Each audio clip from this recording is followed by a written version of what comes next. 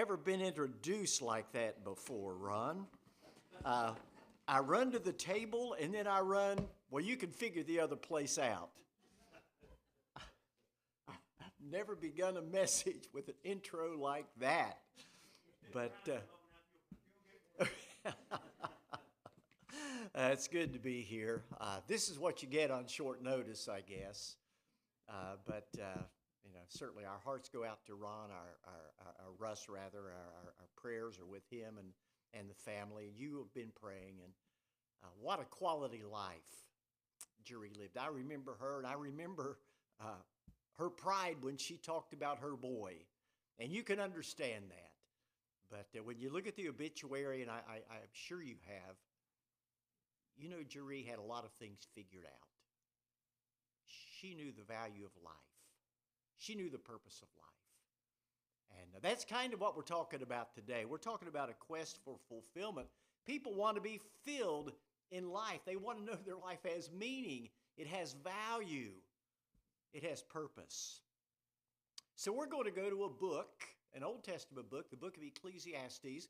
We don't use that book a lot, but there's a lot there when you try to find the meaning of life. Because here's the ramblings, the memories of an old king late in life, and he tasted everything that life at that time had to offer. As a matter of fact, he said, I denied myself nothing. Everything my heart wanted, I was in all the way. So here was a man who tasted and tried everything of life that it had to offer, but he said, I'm not satisfied. And he looked at the rearview mirror of his life. Again, he's late in life. He's looking at the past, all of the years of his life, at the endless, frustrating attempt to find meaning. And he was saying, it's meaningless. In his mind, at that time, he said meaningless, and he said it 38 times in this short little book of Ecclesiastes. And what he found was his attempts to find satisfaction provided temporary satisfaction. He said in chapter 1, verse 13, I applied myself, my mind, to study and to explore by wisdom all that is done under the heaven. That's what he did. He was a scholar. We know that about Solomon. He was a wise man. So he said, I'm going to study this thing of life. I'm going to apply my mind and study by way of wisdom all that's done under the sun in his attempt to find fulfillment in life. And so in chapter 2, we find ourselves, he's trying to find fulfillment in 4 areas of life. And people all around us are doing the same thing. First, he tried in search for pleasure. He said in chapter 2, verse 1, I said to myself, come now, I will test you with pleasure to find out what is good. But that also proved to be meaningless. And when he tried this pleasure, it was an attempt to find satisfaction in the physical or the sensual. And the first place he tried to find pleasure and satisfaction there was in laughter. The very next verse, verse 2, says, laughter, I said, this is Solomon, is madness. And what does pleasure accomplish? Now, we all like to laugh. Laughing is a good thing. It's not a bad thing. Laughter has been a part of it. And Solomon said, maybe I'll be fulfilled in that humor. Laughter has been a part of our existence since the beginning of time. All the way back in the early part of Genesis, we find laughter. And you may remember where that was. Where God said to a 100-year-old Abraham that your 90-year-old wife Sarah is going to have a child. And he thought that was the funniest thing, and he was laughing so hard. The Bible says he fell on the ground, on his face, laughing at the idea. He was married to an old lady. She was 90. But she probably thought it was pretty funny to see her 100-year-old husband with his achy-breaky body trying to get up off that ground, just chuckling about that. So they were both laughing at that scenario. Can you picture that? We like to laugh. I like to laugh. I wrote a note to my wife just a few days ago. I wouldn't tell anybody, everybody, but I'll tell you. This is exactly what I wrote to my wife. This is exactly what I wrote to her. You are so wonderful. I did. That's the way I began. You are so wonderful. You want to go to O'Charlie's? Would you rather do me Poblito? And then again I said, you are so wonderful. And then I promptly sent that text to my son-in-law. You've done it too, haven't you? I sent it to my son-in-law. Well, he writes back and he says, you're okay too. He said, let's do O'Charlie's. I thought that was so funny. Laughter's good for us. Laughter decreases the stress hormones. It increases the immune cells and the infection-fighting antibodies. It's good for us. It increases our resistance to disease. As a matter of fact, it's so good. Solomon himself knew it was good. He said that laughter is good medicine in Proverbs 17:22. Now, some versions translate that a cheerful heart is good medicine. But what he discovered in the long term was that laughter and humor, although it's uplifting and satisfying to a degree, it can't fill that void in your life that we're looking for when we really want life-sustaining meaning. It's not enough. So if laughter doesn't do it, let's try something else in the pleasure field. Let's try alcohol. This is what he says in verse 3. Ecclesiastes 2. I tried cheering myself with wine and embracing folly, my mind still guiding me with wisdom. I wanted to see what was good for people to do under the heavens during the few days of their lives. Now, I want you to understand, we're not talking in this section, in this verse, about alcohol and its use. Does the Bible prohibit it? Does the Bible permit it? I'm simply saying that that's what people turn to cover pain. That's what Solomon turned to. That's not what I turn to, but it raises the question. A lot of people do it, and is that okay? The Bible says a lot about drunkenness. It says a lot about excess, and I tell you this, just be careful. Be careful, because too much can be bad for your body. It can be bad for your organs. It can be bad for your disposition. It can be bad for your character. It can be bad for your reputation. It can make you do really dumb things, and it has the potential. It sends the wrong message to your kids, and it has the potential to destroy your marriage and to take your life. Solomon found that wine, that alcohol, couldn't lift him out of his sorrow and depression. It can cover it for a little while. It can numb the pain, but that's all it does, is just for a little while, and that's all it does to people who are looking for that outlet to provide relief and continuing satisfaction. It didn't work. Solomon says it just doesn't happen. So his next stop in the pleasure quest, and you probably knew we were getting there when you talk about Solomon, was intimacy. You knew that was coming in verse 8. Ecclesiastes 2. He says, I had a harem, the delights of a man's heart. When you count up his concubines and his wives, there were over 1,000 women in Solomon's life. Over 1,000 women. And he definitely tried to find fulfillment and meaning in that intimate relationship. The first part of verse 10 says, I denied myself nothing my eyes desired. I refused my heart no pleasure. Now, we don't know why God permitted men in Old Testament times to have concubines and multiple wives. Maybe it was a cultural thing. We're not really sure, but we are sure of this. That wasn't God's plan when he instituted marriage back in Genesis. His plan then is the same as his plan now. One man married to one woman for life. That is God's plan. That was God's plan. And in Solomon's quest to find fulfillment, he went down this avenue of trying a lot of different relationships. He tried laughter, he tried alcohol, he tried intimacy, but none of them gave him that satisfaction, that fulfillment that he was searching for. And then he tried projects. And when we say projects, we mean things that he built, things that he made, plans that he had. This area of life represented anything that he could do with his hands in an attempt to find fulfillment, whether it's building houses or palaces, planting vineyards and gardens, all of these things. But he found no lasting satisfaction there. Look at what he says in verses 4 through 7. I undertook great projects.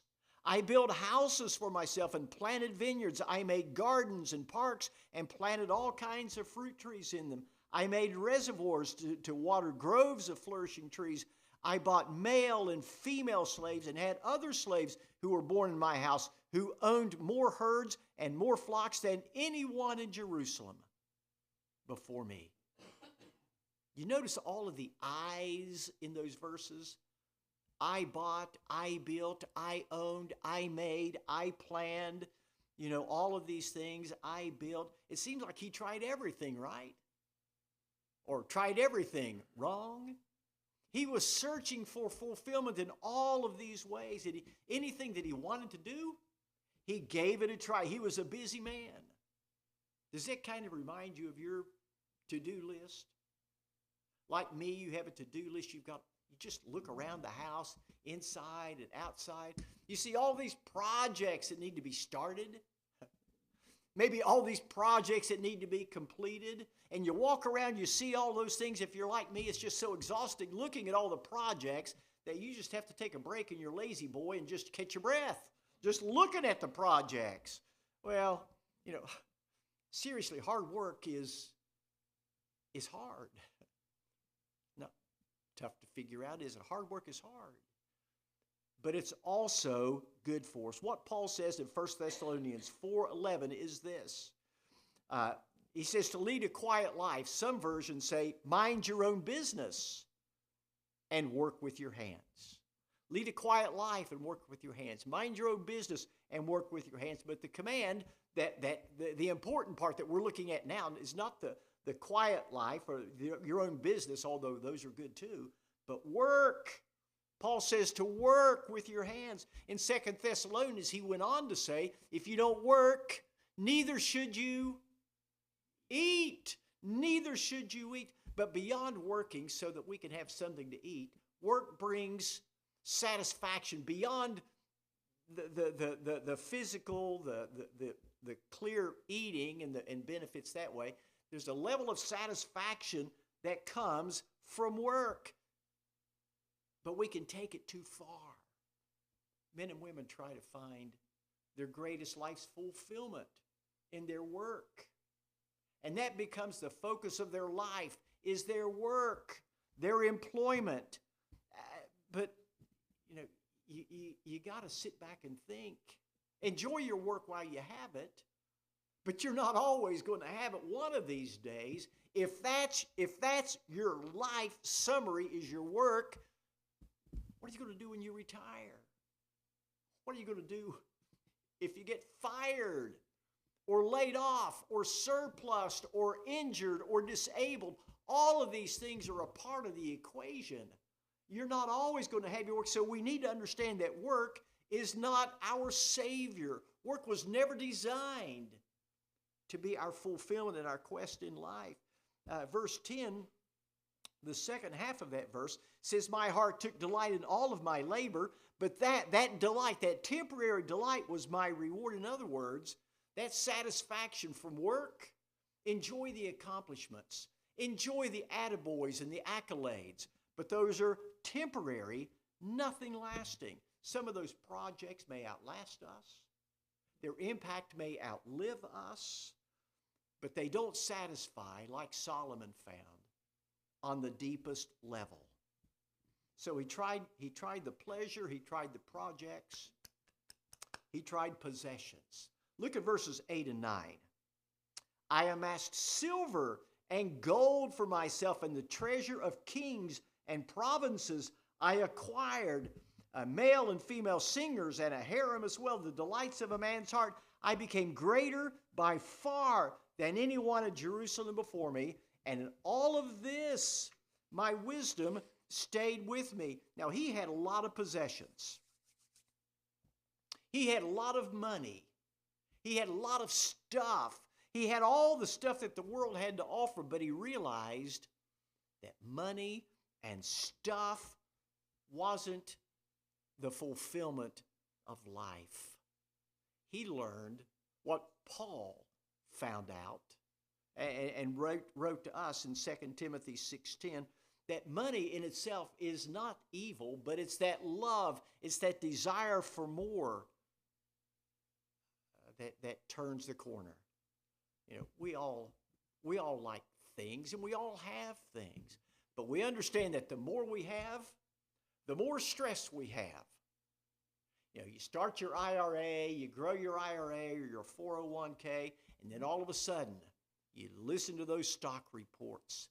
You watch the Dow, the S&P, you watch the Russell 500, or you take a look at those things, or interest rates. You buy a car, and then you have to worry about washing it, insuring it, maintaining it, sheltering it, hiding it from the neighbors so they don't borrow your truck. You get these things, and then they start having you. You worry about them. They rust. They depreciate. John Ortberg has written a great book called The Life You've Always Wanted.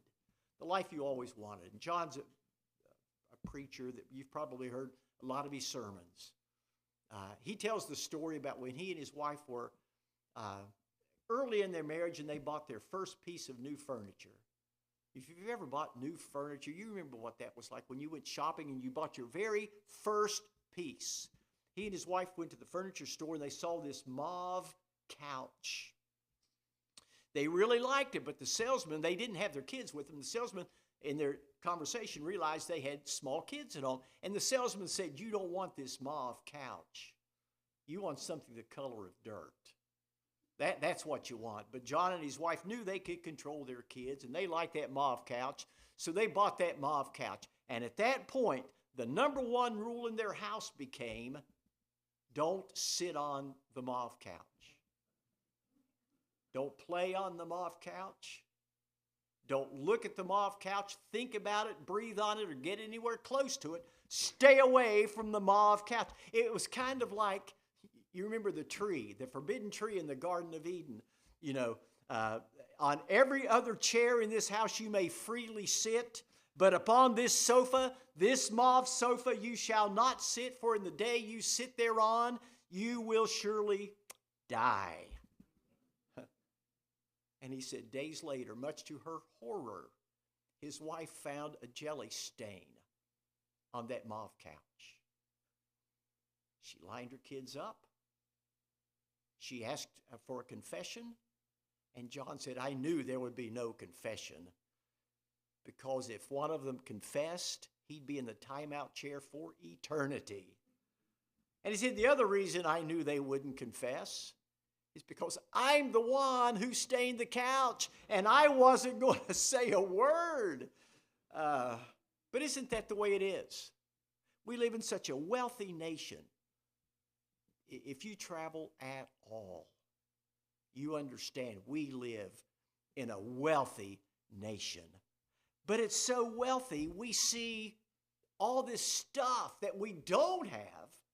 Maybe some of it our neighbors do have. And so there's this constant desire for more, always wanting more. I'm never satisfied. Solomon never had enough. Rockefeller never had enough. He says, I just need a little bit more. Paul said in Philippians 4:12, through Jesus, I've learned to be content. In all situations, in all circumstances, contentment. How about that? Maybe we don't need the stress of a mauve sofa. Maybe we don't need a new purchase. Maybe we should just look at what we have and say, you know, it may not be the best sofa or it may not be the best car, But for right now, anyway, I don't need the stress. For right now, this will do. It will do. So here's how we're going to handle this. When we leave this place today, you're probably going to get in a vehicle and head home. And you might be tempted to think when you get in that vehicle, if I only had a newer, nicer car, I'd be content. But this morning, you're not going to do that. You're going to get in that vehicle and you're going to say, for now, this will do. It will do. And with enormous passion and energy, you're going to say, it will do. And then you're going to drive that car home. And you might be tempted to say when you get home and you walk in the door, my life would be so much better if I lived in a different neighborhood, if my house were bigger, if I had more square footage, I'd be more content. But you're not going to do that. You are going to say with great conviction when you walk in that house, it will do. And tomorrow morning, when you wake up and you roll over, if you're married and you see your spouse, you're going to... No, we're not going to do that. But you get the point. You get the point. It's not always about more. More is not always going to make the difference. How strange it is. How crazy it is to think that someday more will be enough. More, I don't have enough now. And I know I want tomorrow. Probably not next year, but someday, sometime, if I just keep getting more, someday it's going to be enough. And that's craziness. To think if I have more of the stuff that doesn't satisfy, just keep getting more of that stuff that doesn't satisfy, one day it will satisfy, and it will not. Solomon knew that. Jesus knew that. Luke 12, verse 15, Jesus said, watch out. Be on your guard against all kinds of greed. Life does not consist in the abundance of possessions. So Solomon was striking out with pleasure and projects and possessions, so he tried another area. Verse 11 says this, when I surveyed all that my hands had done and what I had toiled to achieve, everything was meaningless, a chasing after the wind, nothing gained under the sun. So everything else was not working. So then he goes to a fourth area, wisdom. It's right up his alley. It's his forte. He had done many things. He was owned many things. But his singular attribute that he was remembered for was his wisdom. People came all around, from all around, to hear just wisdom and truth pour from him. Kings and queens would come to him. The Queen of Sheba traveled 1,500 miles to listen to what Solomon had to say. She heard 1,500 miles away.